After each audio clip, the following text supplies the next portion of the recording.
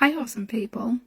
Well, have we got a doozy for you today in regards to disability lives in the UK? So let's get into it. This is on the report that has been released, the United Nations Convention on the Rights of Persons with Disabilities. Now, they did a full assessment of the lives of the disabled people in 2016 and issued a form basically telling the government they needed to change these things because they were against the disabled people. And this report is basically going into the changes that the government have made to make the lives of the disabled people in the UK better, more accessible, that the benefit system is up to scratch. And these are the responses from the government.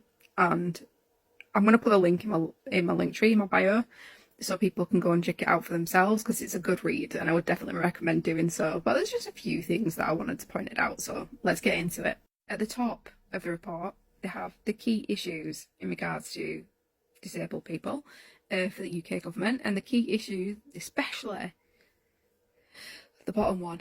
Oh my god. No, the bottom two. Let's have a look. Key issues. Slow progress towards implementing the committee's 2016 inquiry recommendations. They've basically done none. Gaps in meaningful engagement between government and disabled people across many parts of the UK. They don't. Limited availability of official data that reflects the intersectional experiences and outcomes for disabled people because they don't want to be held accountable for their discrimination. Lack of cumulative impact assessment on social security and tax reforms conducted by the government to inform decision making. Basically, the government have turned around and said that the tax reforms and social security are adequate according to them, despite being told by the UN that they are not. Design and level of support offered to social security systems does not reflect the needs of disabled people. For example, many disabled people live in poverty or are on low incomes and they are disproportionately affected by the cost of living increases. The 150 isn't enough at all. Disproportionate impact of the COVID-19 pandemic on the human rights of disabled people. The lack of social care provision, which has led to acute violations of disabled people's human rights. What the government are doing with the disability payments and disability checks and reforms is against our human rights. Literally against our human rights. It is direct discrimination.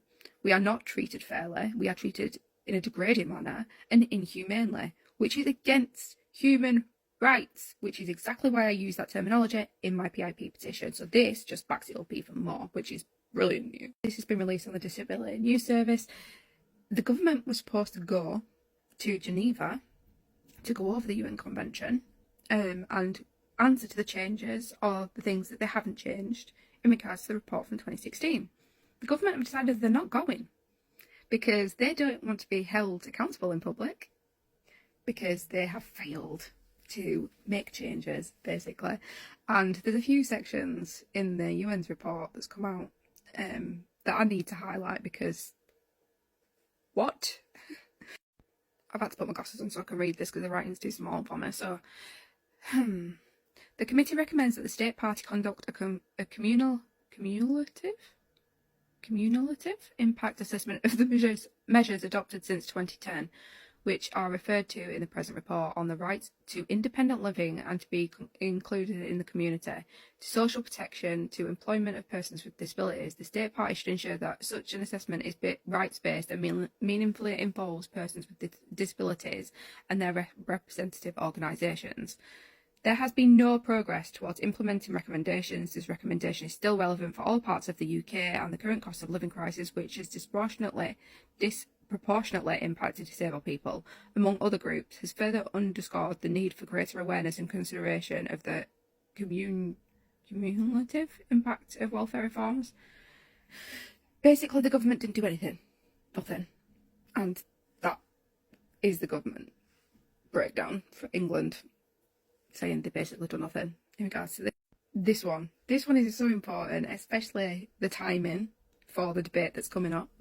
Ensure that any intended measures of the welfare reform is rights-based, upholds the human rights model of disability and does not disproportionately and or adversely affect the rights of a person with disabilities to independent living. to an adequate standard of living and to employment. To prevent adverse consequences, the state party should carry out a human rights-based cumulative impact assessment of the whole range of intended measures that would have impacted the rights of a person with disabilities. There has been limited progress towards implementing recommendation, and it remains relevant, although some measures such as temporary changes to social security during COVID-19 pandemic have supported disabled people standard 11. These measures have since been withdrawn, so the £20 uplift that was taken away, and concerns about the efficiency and effects of the welfare system remain.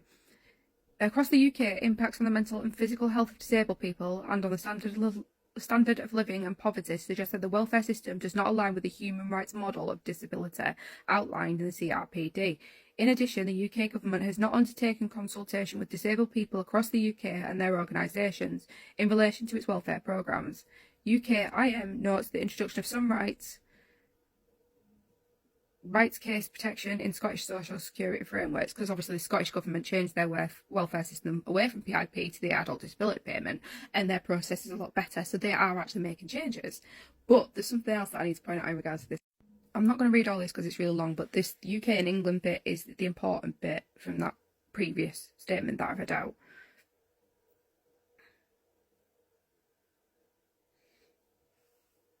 This is another one on the Disability News Service.